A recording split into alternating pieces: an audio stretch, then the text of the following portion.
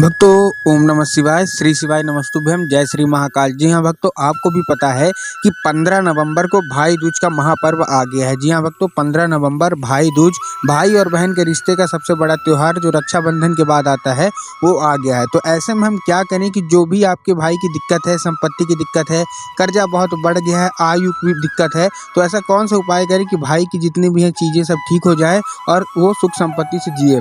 पूज्य गुरुदेव की ही कथा सुन के और बहुत अच्छे से समझ के आपको बताने का प्रयास करूंगा। कुछ उपाय हैं जो कि मैंने उनकी कथा से श्रवण किए हैं, तो उपाय पूरे सुनिएगा। बहुत मेहनत लगती है उपाय ढूंढने में, पूरी शिव महापुराण सुननी पड़ती है, उनमें से छांट छांट के आपके लिए उपाय जो पूज्य गुरुदेव बताते हैं वही आपके लिए लाए हैं। तो चलिए हम शुरू करते हैं कि हमारे उपाय कौन से हैं। लेकिन उससे पहले चैनल पर पहली बार आए हैं तो वीडियो को लाइक करके चैनल को सब्सक्राइब कर लें, ताकि पूज्य गुरुदेव के नए नए उपाय आपको सबसे पहले प्राप्त हो सके। अब देखिए, जो भाई दूज का त्योहार है तो भाई बहन का त्योहार है। तो देखिए, सबसे पहले क्या करना है, जितनी भी बहनें हैं वो मेरी बातों को ध्यान से करिएगा। जितनी भी बहनें हैं वो सबसे पहले अपने भाई को तिलक लगाएंगी, हल्दी और चावल का। काहे का तिलक आपको लगाना है? हल्दी और चावल का सभी भाइयों को अपने को तिलक लगाना है। इस चीज़ का आपको ध्यान रखना है। आप नॉर्मल चंदन से तिलक आपको नहीं लगाना है, और अगर लगाती भी हैं तो ये कोशिश करिए कि हल्दी और चंदन ये लेके थोड़ा सा उसमें चावल, हल्दी और चंदन के साथ चावल जरूर मिला लीजिएगा, और चावल के साथ उनके जो माथे पे है वो तिलक लगा दीजिएगा। पूज्य गुरुदेव कहते हैं कि जो कोई भी बहन अपने भाई के माथे पर हल्दी और चावल के तिलक लगाती है, उसके भाई के ऊपर यम की कभी भी हानि नहीं पहुंचती है। तो इस चीज़ का ध्यान रख लें। दूसरा जो उपाय है, पूज्य गुरुदेव बताते हैं कि जितनी भी बहनें हैं अगर वो शादीशुदा हैं तो वो अपने भाई को अपने घर बुला के खाना खिलाएं। खाना खिलाने का बहुत ही बड़ा उपाय माना गया है भाई दूज के त्योहार में। जितनी भी बहनें हैं वो अपने भाई को खाना खिलाएं अपने हाथ से बना के। तब देखिए, जो शादीशुदा औरतें हैं वो क्या करेंगी, वो अपने भाई को अपने घर बुलाएं। और जो शादीशुदा औरतें नहीं हैं, जो घर में ही रहती हैं, वो कोशिश ये करें कि भाई दूज वाले दिन अपने भाई को स्वयं हाथ से बना के खाना खिलाएं, तो उसका बहुत बड़ा पुण्य पाया जाता है। तो ये थे हमारे दो उपाय। अब हम चलते हैं कि जो बहनों को खास उपाय करना है वो क्या है। देखिए, आप जितनी भी बहनें हैं वो प्रदोष काल में, प्रदोष काल का मतलब क्या होता है, शाम के समय जब सूरज ढल गया हो और रात आने वाली हो, जो प्रदोष काल होता है। अब आपको क्या करना है, जितनी भी बहनें हैं एक दिया, एक चौमुखी दीपक, चौमुखी दीपक आप समझ गई होंगी।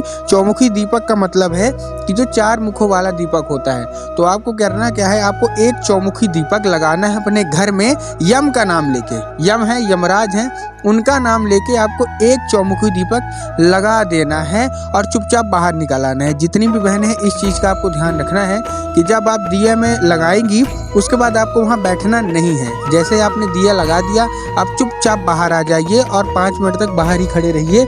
यम को नाम लेकर आपको दिया लगाना है। पूज्य गुरुदेव कहते हैं जो कोई भी बहनें ऐसा करती हैं अपने भाई के लिए और यम का नाम लेके, उनके जो उनका भाई है उनके ऊपर कभी यम की हानि नहीं होती है, शनि की 7.5 भी नहीं पड़ती है, और शनि की ढैया भी कभी नहीं आती है। ये बहुत पुराना वरदान है जो सालों से चला आ रहा है, सदियों से चला आ रहा है। तो आप भी ये उपाय अवश्य कर लें। बहुत ही सुंदर सा उपाय है, बहुत ही सरल सा उपाय है। उसके बाद हम शंकर जी के मंदिर में कौन सा उपाय आपको करना है उसके बारे में हम बात कर लेते हैं कि शंकर जी के उपाय में हमको कौन सा उपाय करना है उसके मंदिर में, उसके बारे में हम उपाय कर लेते हैं। तो देखिए, सबसे पहले आपको क्या करना है, शंकर जी को एक धतूरा, क्या करना है, एक धतूरा आपको लेना है, और एक धतूरे में आपको हल्दी होती है ना, आपको हल्दी लगानी है। अब हल्दी का पाउडर का फॉर्म आपको लगाना है। तो आप पाउडर का फॉर्म लगाएंगे कैसे, तो सबसे पहले आप हल्दी लीजिए, हल्दी को पानी में घोर के अच्छे से उसका पेस्ट बना लीजिए। अब पेस्ट कैसे बनाएंगे, हल्दी आपने लिया, उसको पानी लिया और पानी में उसको पेस्ट करके आप धतूरे में, क्योंकि धतूरे में कांटा भी पाया जाता है,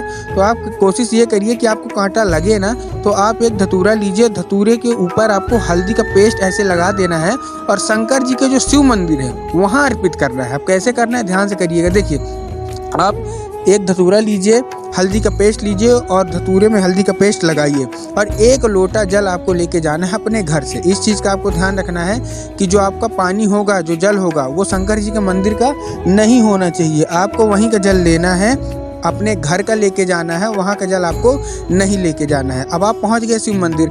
अब आपको दक्षिण दिशा की ओर खड़ा हो जाना है, जहाँ दक्षिण दिशा होगी, मतलब जो जलाधारी का पूरा अपोजिट जो साइन होता है वहाँ, और आपको श्री शिवाय नमस्तुभ्यम का जाप करके वो जो जल है वो अर्पित करना है। लेकिन उससे पहले आपको धतूरा अर्पित करना है, इस चीज़ का आपको ध्यान रखना है। देखिए जल तो आप अर्पित करेंगी, लेकिन उससे पहले आपको एक धतूरा श्री शिवाय नमस्तुभ्यम का जाप करके और अपनी जो भी मनोकामना है वो मांग के आपको अर्पित करना है। इस चीज़ का आपको ध्यान रखना है। जो भी आपकी मनोकामना होगी वो मांग लेना है और श्री शिवाय नमस्तुभ्यम का जाप करके वहाँ चढ़ाना है। उसके बाद 1 लोटा जल, आप लोटे में गंगा जल भी मिला सकते हैं, जो आपका जल होगा उसमें आप गंगा जल भी मिला सकते हैं। अब आपको क्या करना है, उसको आपने जल है उसको अर्पित कर दिया। अब आपको चुपचाप घर चले आना है। ये भाई दूज के बहुत ही छोटे छोटे मैंने आपको उपाय बताए हैं। एक उपाय और है, उसको भी ध्यान से सुन लीजिए। पूज्य गुरुदेव की ही कथा सुन के और समझ के मैं बताने का प्रयास कर रहा हूँ। आपको लेने हैं 7 हरे मूंग। क्या लेने हैं? आपको लेने हैं 7 हरे मूंग। अब हरे मूंग का आप करेंगी क्या? कुछ नहीं, हरे मूंग भी अर्पित करना है भगवान की शिवलिंग पे, लेकिन करना कैसे उस चीज़ का भी हम ध्यान कर लेते हैं। देखिए आपको 7 हरे मूंग लेने हैं, लेकिन एक चीज़ का आप ध्यान रखिए कि हरे मूंग अच्छे हों, हरे हों, कहीं से कटे फटे ना हो, खंडित ना हो। इस चीज़ का आपको हमेशा ध्यान रखना है कि जो हमारे हरे मूंग हैं वो खंडित नहीं होना चाहिए। अब आपने हरे मूंग तो ले लिए, अब इसको करें कैसे, ये भी एक प्रश्न उठता है। तो आपको 1 लोटा लेना है जल। क्या लेना है? 1 लोटा आपको लेना है शुद्ध जल।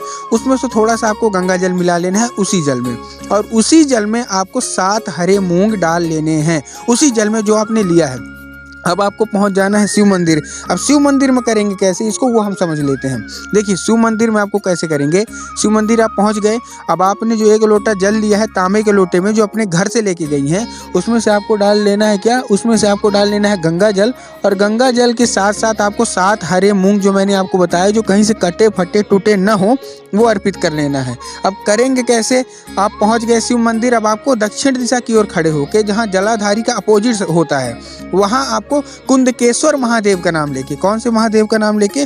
कुंदकेश्वर महादेव का नाम लेके वो अर्पित कर देना है, और अपनी जो भी मनोकामना है वो मांग लेनी है।